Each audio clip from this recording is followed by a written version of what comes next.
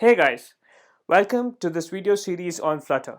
I'm Akshay, and in this series, I will take you through the entire process and steps involved in developing amazing Flutter applications. Here, I have given more importance to all the how aspects of the process more than the why aspects, which I shall cover in a separate series later. I have tried to keep it as crisp as possible and to the point, ensuring you guys can quickly get started realizing your ideas. Let's begin by looking at the tools and softwares that are needed. The first one is Git, which is a free and open source distributed version control system.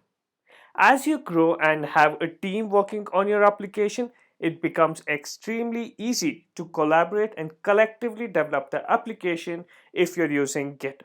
That said, it is also a mandatory requirement for Flutter app development as it appears in their minimum requirement list. Now, let's look at the next thing. Flutter in itself is an open source UI SDK created by Google. Using this, we can develop amazing Android, Apple, and web applications. The major advantage of using Flutter is that a single code base can be used to get Android, Apple, and web applications.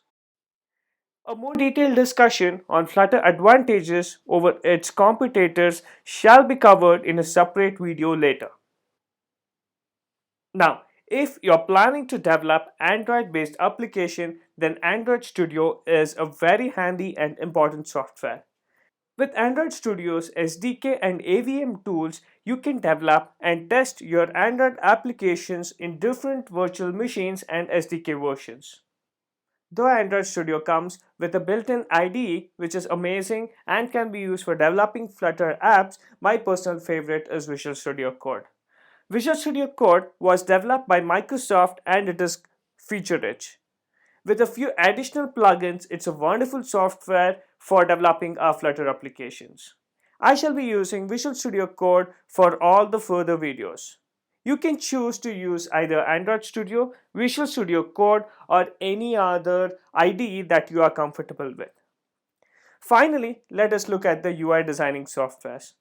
Usually, in the early stages, we tend to design the screens ourselves, in which case, these help in realizing and visualizing your apps before you actually start developing it.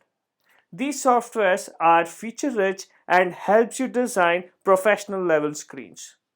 I extensively use Sketch, which is unfortunately only for Mac, and hence I suggest you guys to use a free alternative for Windows, which is Lunacy. I strongly suggest you guys to design and visualize the screens before you jump into coding. It actually saves a lot of time going forward. I have made videos showing you the installation process of all the mentioned softwares. You can refer to them as you're installing yourself. Now quickly, let's look at the system requirements for Flutter app development. To begin with, we can develop Flutter applications in all three operating systems, that is Microsoft Windows, Mac OS, and Linux. Just ensure that you're using 64-bit Windows 7 or above.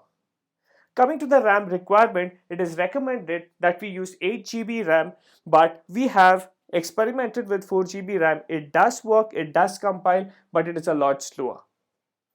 Coming to the disk space requirement, it is recommended to have 4 GB, but yes, of course, 2 GB is the minimum requirement. Coming to the processing part, it is recommended to have Intel i5 or above.